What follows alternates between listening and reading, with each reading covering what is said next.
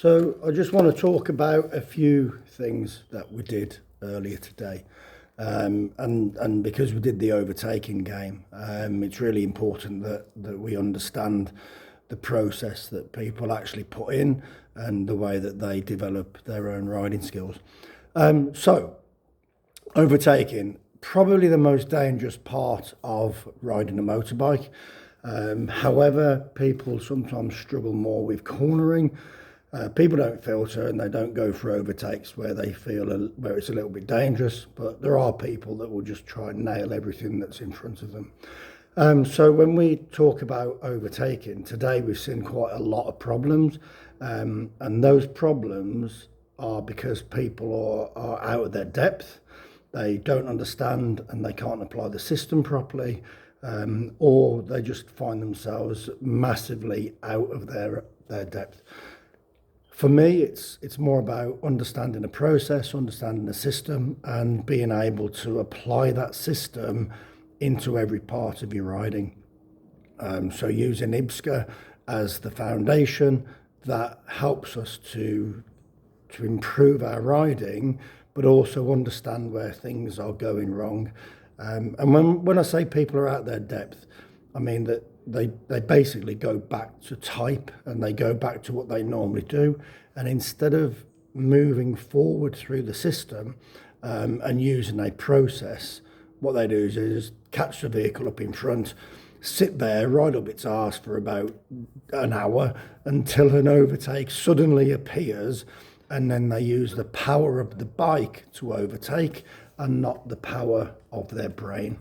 And what I mean by that is use a little bit of stuff between these and understand and make changes to the way that you ride so that you don't put yourself into trouble.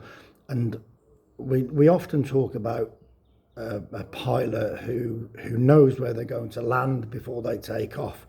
So as an example, if you're going on holiday and you want to go to Italy, you're not going to end up in Africa, because you got on the wrong plane. Well, you might get on the wrong plane, but you understand the sentiment behind that. So the pilot knows where they're going to take off, they know they're going to land, and you get on the right plane to where you want to go. And that's no different to overtaking.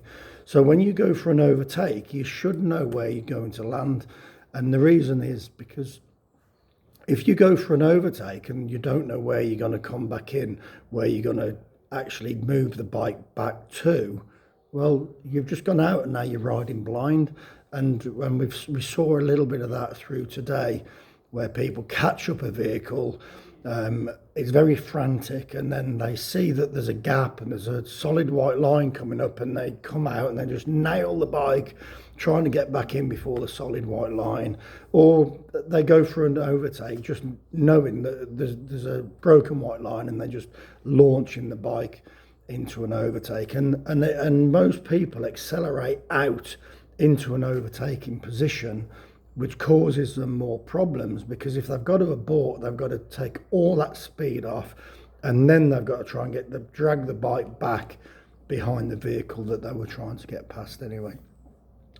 So overall, a really, really technical day, and one where people have to be a little bit humbled really with the information they're given by the trainers. And in some cases it's a little bit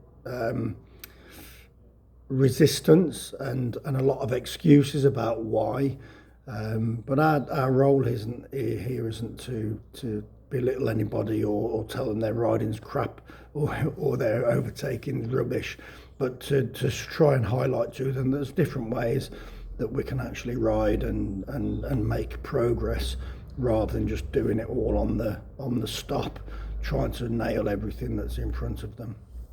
I've got some video work that we did, and I'll chop that up and I'll put this on here a little bit later on today or tomorrow.